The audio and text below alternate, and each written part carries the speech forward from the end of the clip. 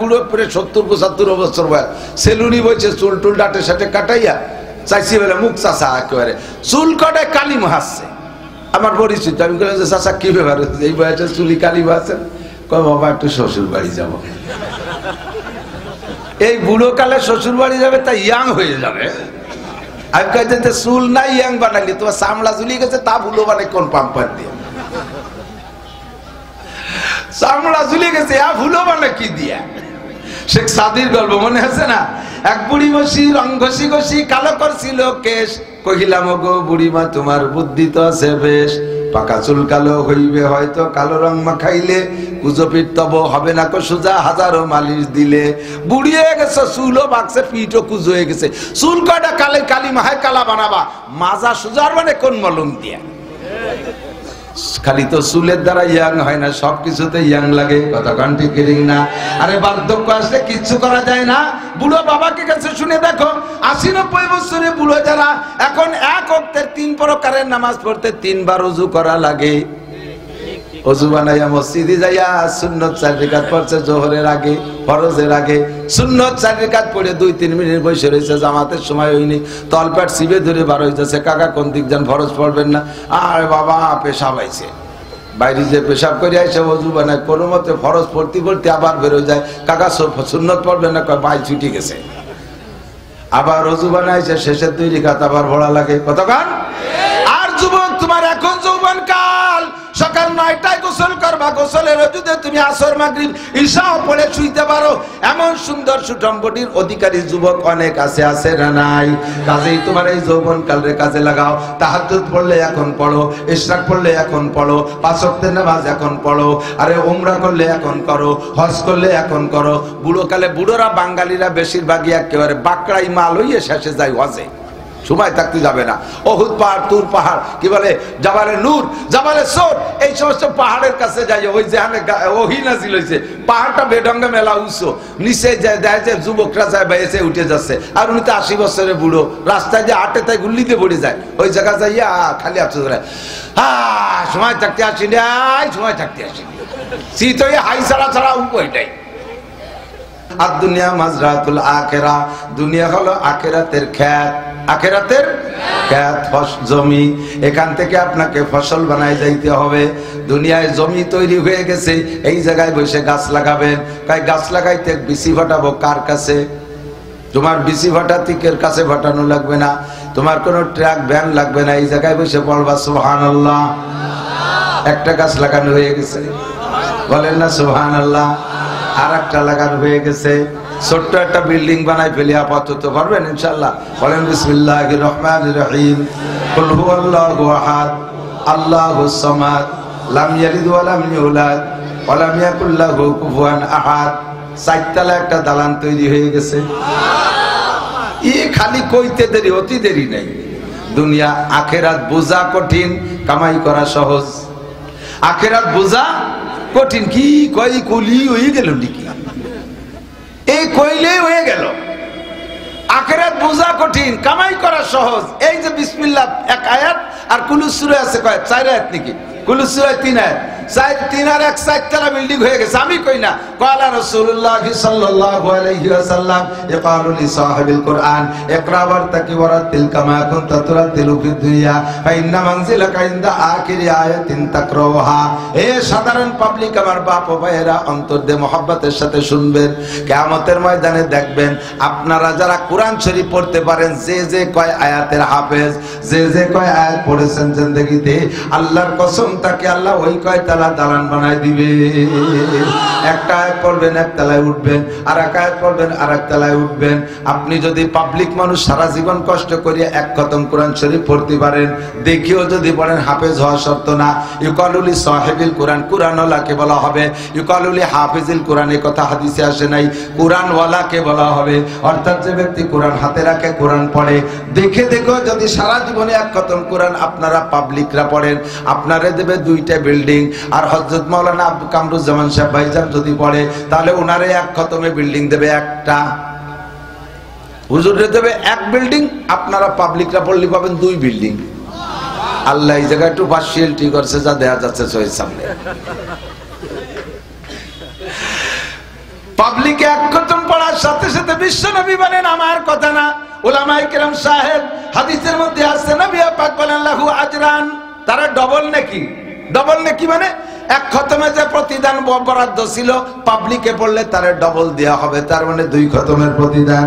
কতক্ষণ? সাহাবায়ে কেরাম ফেরেশতারা আল্লাহ ফেরেশতাদেরকে বলবে এই খালেক মোল্লারে 2 খতমের সওয়াব দে, আর হাফেজ মাওলানা কামরুজ্জামান সাহেবরে একটা বিল্ডিং দাও। ফেরেশতারা কবে আল্লাহ সোহের সামনে এইভাবে 2 রকম কিভাবে করি, এরকম 2 রকম দেবো কেন? উনি এক খতম পড়ছে, উনি এক খতম পড়ছে, ওনারে ডবল দেবো কেন? কয় যে কামরুজ্জামান সাহেব পড়ছে, দেখ ওনার কোনো জায়গা গামি নেই, বিড়বিড় বিড়বিড় করে 1 ঘন্টায় 3 পারা, 1 ঘন্টায় কোন জায়গা গামি নেই। আর এই বুড়ো দেখ খালেক মোল্লা মসজিদের মধ্যে বইছিল, সে মেহরাবের দ্বারে এই কোরআন শরীফ ফোন নিয়ে গোষ্ঠী গোষ্ঠী কাটনি চালাইছে, দরজার ধারে চলে আইছে ভাষা গোষ্ঠী গোষ্ঠী। ইনি 1 ঘন্টায় 3 পারা, ও 3 ঘন্টায় ভরছে 1 পারা, ওর সব ভিজে গেছে, জাঙ্গে মেঙ্গে জুতো ভিজে গেছে, মুজো ভিজে গেছে। ওর পড়ার জন্য 1 খতম, আর গামার জন্য আর 1 খতম। পড়ার জন্য 1 খতম, ঘামার জন্য আর 1 খতম। হুজুর তাও বলে দিয়েছেন কিভাবে পড়ে, শুনে দেন হুজুর কাছে। পাবলিকের পড়া কেমন? ইয়াতলু ওয়া ইয়াতাতাউ, পড়ে আর তো আরে একটু মতন একটু এজে, একটু মতন একটু এজে। আলহামদুলিল্লাহ রাব্বিল আলামিন আর রহমান রহমান রহমান মিম খারজারমান উরাজান্নির আর রহমানির রহিম মিম জরমাল আমজাল্লি মালিকি ইয়াউমিদ্দিন ইয়া ইয়া ইয়া ইয়া ওয়াজুর ইয়া, একটু এজে একটু মতন করতে করতে আগাগুলা গামি গেছে, করে 2 খতমের নেকি দিয়ে দেন। কি মজা! কামাই করবা দুনিয়ায়, 1 খতম তিলাওয়াত করবা, জান্নাতের ভিতরে 6666 তালা দালান তৈরি হয়ে যাবে। বলেন সুবহানাল্লাহ। একবার সুবহানাল্লাহ বলবেন, একটা ফলদার ছায়াদার গাছ লাগানো হয়ে যাবে। বাবরা গাছ আর বেত বাগান না, মনে গাছটা লাগাইছে, বেত বাগান লাগাইতে হলো, তোর মধ্যে তো ধোয়া হয়ে যাবে না কাটার জ্বালায়। ওরকম কোনো জয় ঝামেলা নাই। গাছের গোড়া থাকবে উপর দিক, মাথা থাকবে নিচের দিক, ফলে ফুলে ভরা থাকবে, একটা ফলের গায়ে খোসা থাকবে না যে চুলিয়ে খাতে সময় নষ্ট হবে। বলেন না সুবহানাল্লাহ। প্রত্যেকটা ফল চুলিয়ে খাইতে সময় নষ্ট হয়। জান্নাতের ভিতরে আনারসের গায়ে খোসা থাকবে না, এমনকি কলা গাছে কলায়ও খোসা থাকবে না। অতলহিম মানদুদ, তরজমা দেখেন, অতলহিম মানদুদ, কলা গাছের চাকড়া চাকড়া কলা হবে, আর অন্য ফলে খোসা না থাকলে দোষ নাই। কিন্তু কলা যদি সুলা হয় তাহলে এটা সুলা কেলা, একটা গালি গালি ভাব, কিরম যেন একটু গিন্না গিন্না হরে। বেরে সাহাবায়ে কেরাম হুজুর অন্য ফলে কলা খোসা না থাকে, না থাকুক, কলায় খোসা না থাকলে মাছি বড়ি টুড়ি নষ্ট হয়ে যাবে না। হুজুর কাছে জান্নাতের মধ্যে মাছি নাই। কন্যা সুবহানাল্লাহ। ও দোস্ত, বিশাল জান্নাত কামাই করে যেতে হবে কোন জায়গা থেকে? নবী পাক বলেন কামাইয়ের পদ্ধতি শিখাই দেয়, ইগতানিম খামসান ক্বাবলা খামসিন, 5টা জিনিস তোমার হাতে, 5টার মাধ্যমে তুমি ইনকাম করবা। এই 5টার এগেনস্টে আর 5টা আছে, ওই 5টা আসলে তুমি পারবা না। এই 5টা হাতে থাকতে তুমি ইনকাম করে নাও। 1 নম্বরে শাবাবাকা ক্বাবলা হারামিক, যৌবনকাল সবার ভালো লাগে। কতক্ষণ? যৌবন সবার ভালো লাগে। যৌবন জীবনের জন্য শ্রেষ্ঠ টাইম হলো যৌবন।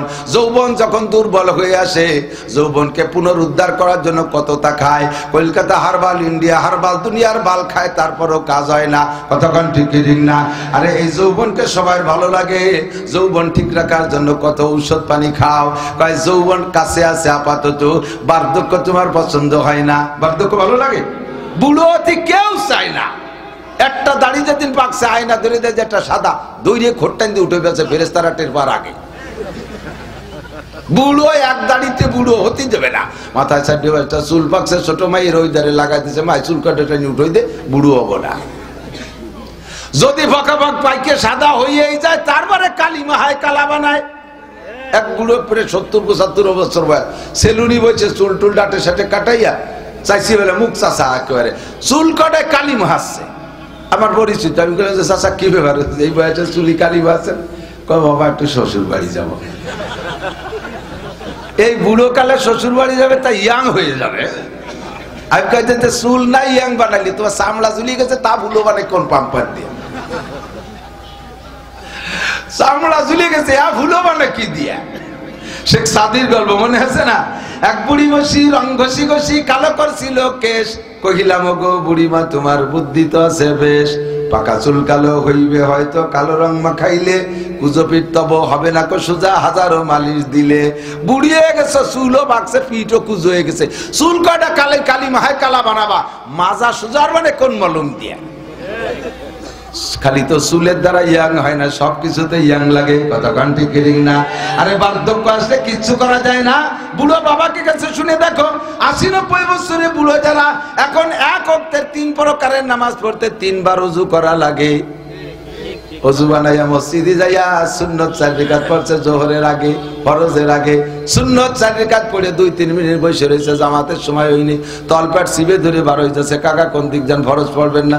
আরে বাবা পেশাব আইছে, বাইরে যে পেশাব করে আইসে ওযু বানায়, কোনো মতে ফরজ পড়তে পড়তে আবার বেরো যায়, কাকা সুন্নত পড়বেন না? কয় ভাই ছুটি গেছে।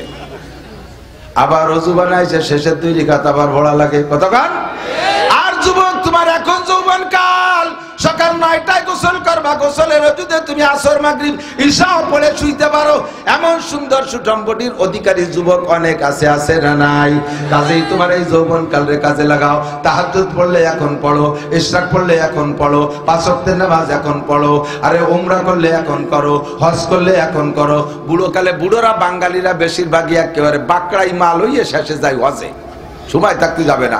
অহুদ পাহাড়, তুর পাহাড়, কি বলে জাবালে নূর, জাবালে সোর, এই সমস্ত পাহাড়ের কাছে যাই, ওই যে ওহী নাজিল হইছে, পাহাড়টা বেঢঙ্গে মেলা উঁচু, নিচে যায় দেখা যায় যুবকরা যায় বাইসে উঠে যাচ্ছে, আর উনি তো 80 বছরের বুড়ো, রাস্তায় যে হাঁটে তাই গুল্লিতে পড়ে যায়, ওই জায়গা যাইয়া খালি আপসে ধরে, সময় থাকতে আসিনি, সময় থাকতে আসিনি, শীত হয়ে হাই ছাড়া ছাড়া উপায়টাই।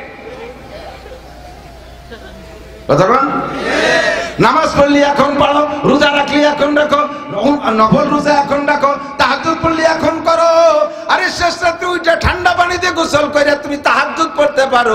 তোমার বুড়ো দাদা বুড়ো বাবারে গরম পানি দিয়ে ওজন বানাই দিলে, এক হাত পা ভেঙে নিয়ে আসি, এক পাশে এরকম ঝুলতি চালে রয়েছে, আর ভরা যাচ্ছে না, 1 রাকাত পড়ে 2 রাকাত মনে কাবলা হারামিক, জান্নাতের ভিতরে ওই বিশাল জায়গায় যদি কাজে লাগাও, কোরআন শরীফ তিলাওয়াত করলে এখনই করো, চোখ থাকতে কাজে লাগাও। আমি বহুবার বলেছি যুবক, কত লেখাপড়া করলে, IABM BCS পাস করলি, লক্ষ লক্ষ টাকা খরচ করলি, কত পয়সা নষ্ট করলি, কত মেধা তার পিছনে খরচ করলি, অবশেষে তোর চাকরি হয় না। এই লেখাপড়ার কি ভ্যালু আছে? এই লেখাপড়ার কি ভ্যালু আছে? যেই লেখাপড়া করে শেষ করার পরে ফিরে এবার 50 লাখ টাকা ঘুষ দিয়ে চাকরি নেওয়া লাগে, তাও মামু খালু তাও হয় না, থাকলে চাকরি হয় না। ওই লেখাপড়ার চাইতে একেবারে বেকার কোনো বিদ্যা হতে পারে না। আল্লাহু আকবার। তারপরে যদিও তা কাজে লাগে, তার দুনিয়ার মেয়াদ মাত্র 30 থেকে 35 বছর। বস্তা ভরে সার্টিফিকেট কামাই করবি, মাত্র 35 বছরে তোর সার্টিফিকেটের মেয়াদ শেষ। এরপরে সরকার তোরে গটি কম্বল গোছায় বাড়ি পাঠায় দেবে।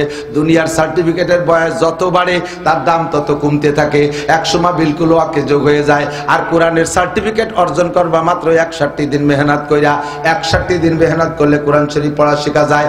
29টি হরফ সবচেয়ে কম বেরেঞ্জার, তার জন্য বলছি 29টি অক্ষর আছে আরবিতে, 29 দিন লাগান। জের জবর পেশ 3 ডে 3 দিন লাগান, 29 আর 3 32।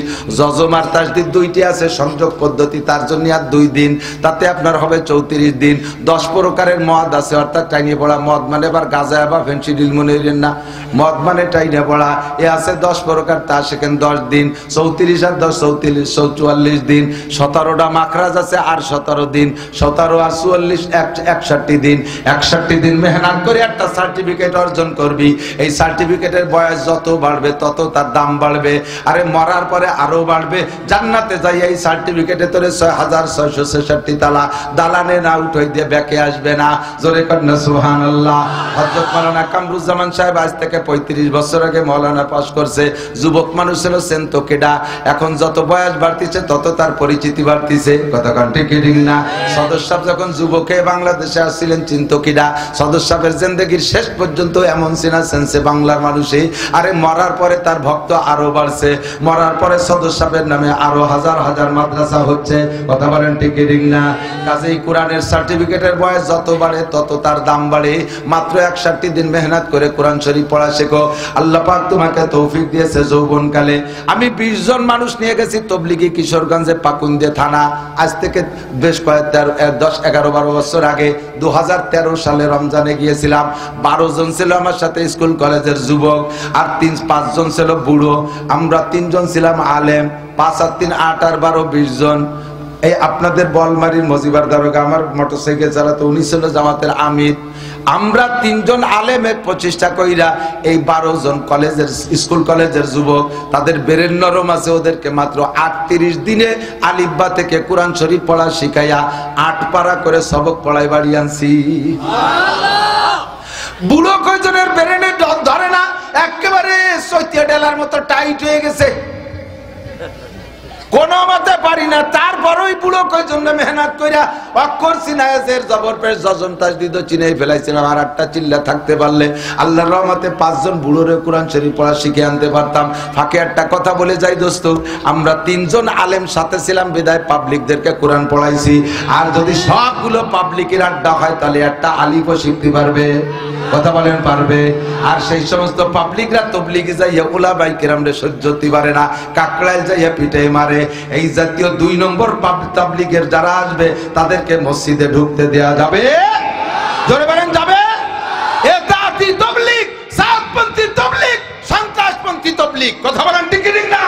উলামায়ে কেরাম যেই দলের সমর্থনে নাই, খোদার কসম এটা হক দল হতে পারে না। ঢুকতে দেবেন না মসজিদে, আলেম উলামাকে মারে। মৌলবী লাগে কোন সাথে বন্ধু, মৌলবী লাগে কোন সাগে, কত বড় দৃষ্টতা। তুই ফতোয়া কি জানিস? আলহামদুলিল্লাহ পড়তে পারিস আমার সামনে, যদি 10টা সূরা শুদ্ধ করে পড়তে পারিস আমি 1 লক্ষ টাকা পুরস্কার দেব। আয় পড় বেটারা। 10 বছর মাদ্রাসায় পড়ে তারপর আলেমকে সামনে ইমামতি করতে সাহস পায় না। আর যাইয়ে ইয়া আনাবুদু ইয়া আনাস্তাইন মস্কো করে। ইয়া কানাবুদু আমি নিজে শুনছি, ইয়া আনাবুদু ইয়া আনাস্তাইন মানে কোরআন শরীফ পড়তে এসে আল্লাহ কা গেটি ধরে আর হইতে মসজিদ দিতে কোরআন শরীফ নতুন একখান লিখতে এসে 6.5 টাকা। আস্তাগফিরুল্লাহ। ও দুষ্ট যুবক, শাবাবাকা ক্বাবলা হারামিক, তোমার যৌবনকালে কাজে লাগাও। বার্ধক্য আসার আগে বেঁচে থাকলে একদিন বুড়ো হতে হবে কি হবে না? 70-80 বছর হায়াত পাইলে একদিন বুড়ো হবা। বুড়ো হওয়ার অপেক্ষা করো না। বুড়ো হইলে মসজিদে একেবারে আইঠে দিয়ে বসে থাকবো, সারা রমজান ইতিকাফ করবো, এই লোভ আল্লাহরে দিও না। তুমি বুড়ো হবা কি হবে না তা বলা যায় না। কাজেই এখনই কাজে লাগাও। জান্নাতের ভিতরে যা করার দরকার এখন দুনিয়ায় বসে করো। শাবাবাকা ক্বাবলা হারামিক। তুমি যদি ইচ্ছা করো বাইসাইকেল চালাই বা টুঙ্গির ইস্তেমায় যাইতে পারো। আছে না এরকম হিম্মতওয়ালা যুবক? আছে না? তোমরা আসো না যুবক এরকম? ইচ্ছা করলে তুমি বাইসাইকেল চালায় চরমোনায় যাইতে পারো, আবার ইচ্ছা করলে বাইসাইকেল চালায় উড়াকান্দি ঠাউর বাড়িও যেতে পারো। ইচ্ছা করলে রাতভর দাঁড়ায় তাহাজ্জুদ পড়তে পারো, আবার ইচ্ছা করলে রাতভর দাঁড়ায় রাত 2টে 3টে 4টে পর্যন্ত মেসি আর নেইমার খেলাও দেখতে পারো। যেহেতু পারো কাজে ইয়াও পারো, যেহেতু ওটা পারো কাজে এটাও পারো। ওইটা বাম পাশেরটা না পাইরা ডান পাশেরটারে পারো। এইটা যৌবনকালের হক আদায় হবে। নবী পাক বলেন শাবুন নাশা ফি ইবাদাতিল্লাহ, তোমার মতো যুবককে আর আজিমের নিচে বসাইয়া আমি নবী নিজ হাতে মুখে উঠে হাউজে কাউসার পান করাইয়া আমি তোমারে আরশে আজিমের নিচে বসাই দিয়া আল্লাহ পাকের হাতের খানা তোমার মুখে উঠাইয়া 500 বছর খাওয়ার ব্যবস্থা করে দেব। যুবক তোমার যৌবন রে কাজে লাগাও। আমি 100 যুবক চাইতেছি এর ভিতরে যারা নামাজ পড়ো না, যারা পড়েন তারা হাত জাগাবেন না, যারা নিয়মিত পড়ো না লজ্জার কিছু না, তুমি প্রতিজ্ঞা করবা তোমার জন্য প্রাণ খুলে আমি মুহাদ্দিস সাহেব হুজুরে নিয়ে দোয়া করব, আমি চোখের পানি ছেড়ে দিয়ে দোয়া করব। এই 100 যুবক আজকে থেকে পাক্কা প্রতিজ্ঞা, যত কাজ আর যত ঝামেলা আসুক না কেন সব কিছুর ফাঁকে আমি নামাজ পড়বই পড়বো। এক ওয়াক্ত নামাজ আর ইচ্ছাকৃত ভাবে কাজা করব না। এমন 100 যুবককে হাত জাগাইতে পারবা যারা নামাজ পড়েন না তাদের চাইতেছি, যারা নামাজ রেগুলার পড়ে না এরকম যুবক লজ্জা শরমের কিছু নাই, তোমার হাত দেখাও। এই হাতগুলো আল্লাহ পাক অনেক বেশি পছন্দ করবে।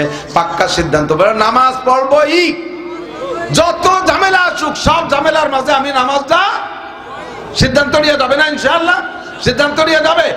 মাশাআল্লাহ হাত নামাজ দেখবা, নামাজ পড়ে ঘর থেকে বের হওয়া বুকের মধ্যে আলাদা রকম সাহস আসবে।